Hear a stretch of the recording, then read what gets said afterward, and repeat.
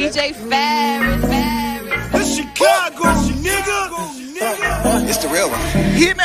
Only one is pulling shit the fuck up. Let's get a sports talk. The Lakers snapped their 3-game losing streak last night when Kyle Kuzma hit a game-winning three over the outstretched 7'2" bowl.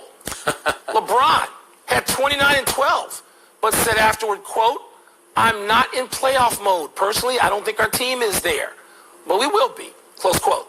Frank, did the Lakers win restore your faith in their title chances? Yeah, well, we'll get to LeBron in a minute. Something's going on. I don't know if he's, into this totally. Something's up with him.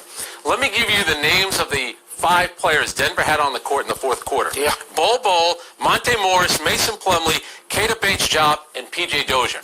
The score in the fourth quarter was 36-33. That's bad. Because you playing against backups and it had to come down to the last shot.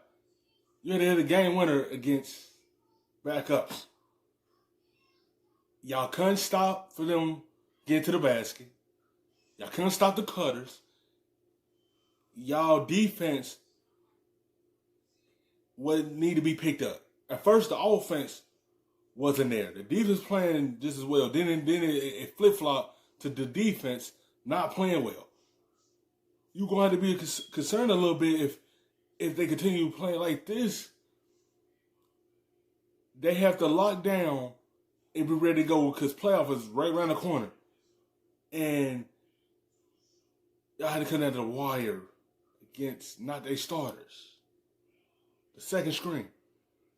That's concerning for the Lakers. And they needed Kyle Kuzma, which is good. They've been struggling hitting threes. That was a 14-3 they hit last night, which was important. I felt all along the Clippers were the better team. I think without Avery Bradley there, the status of Rajon Rondo, I'm uncertain about that. And LeBron, something might be going on with the team. He's still great, and come playoff time, I'm going to put my money on LeBron because I think he can. We know that he can carry teams. Look what he did in Cleveland. But something is. They both been struggling. Clippers haven't been playing sharply as well, how everyone thinks. Clippers kind of struggling as well. They both concerned. Everybody had them two going to the Western Conference Finals, meeting up to fight for that spot to the finals. They both have been struggling since the bubble. They both been here, then they've been here. With these Lakers, and last night's game is not moving me.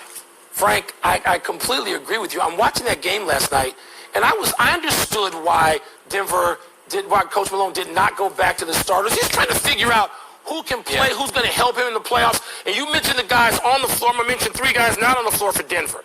Jokic, Murray, Michael Porter Jr. Seriously, the Lakers beat a JV last night in terms of the fourth quarter. It's fine. They did what they're supposed to do. I don't care about the win or the loss. But I'm looking at the Lakers, and I'm just thinking, could Denver, let's hone in on Denver. Could Denver, God knows Portland, if they wind up being the 8th seed playing against the Lakers, can one of those 2 teams, or Oklahoma City, with Chris Paul leading the way he is, can one of those teams upset either one of the LA teams? And that has become the central question for me as we get to the playoffs, which start Monday, and play in before that. So I'm looking at the Lakers, and I'm just thinking, it doesn't seem to me like they are at that level. LeBron said that. He owned it and said, we will get there. He will push and cajole them, and he will do whatever he needs to do along with that staff. And I think they'll be ready, very ready. But are they missing something? Do they have enough? Are we seeing an emergence of some teams like Denver? How deep, crazy deep is Denver, Frank? I know, and Michael Porter Jr., really one of the breakout stars of the bubble. Let me give you a worst-case scenario for the Lakers, either getting bounced in the first round or the second round. LeBron next season, 35-36. Anthony Davis can opt out. You think if the Lakers didn't even make it to a conference final, you think there's a chance that Anthony Davis could walk? Well, I know that you and I hear some of the same things coming out of the same places, and it seems like there could be a chance. But even if we don't look forward to that. Yes, Denver having a deep roster, it come to play. Because you can plug in guys on the floor when that guy is tired. that will help this team get deep in the playoffs. Everyone got the Clippers and the Lakers, the ones meeting up in the Western Conference Finals, but you got to worry about everyone else. When you have a deep bench, it helped a whole lot because you could adjust a lot of things because you have more backups. OKC, can't sleep on them. They have good leadership. They have Chris Paul leading them. When you had that veteran and that leadership and that floor general on the floor, put the players in the right place, they could upset somebody. It's Portland get in there. The way they've been playing, you see how your defense haven't been playing well against everyone.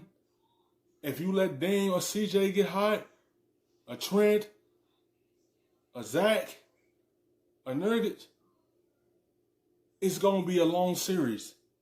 So you have to strain it up and clamp down and get in playoff mode. Get that defense back under control. Have your offense and defense meeting halfway. You can't have this up and down in the playoffs because you never know what could happen. A first-round matchup with Portland, first of all, that can just take something out of anybody left in the tournament with Portland constructed as they are now. Well, like Gary Trent Jr. coming out of nowhere and getting the big man back, you know, which he wouldn't have been for playoffs, Nurkic for playoffs in April, May.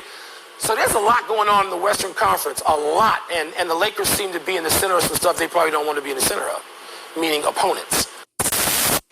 Thank you for watching ESPN on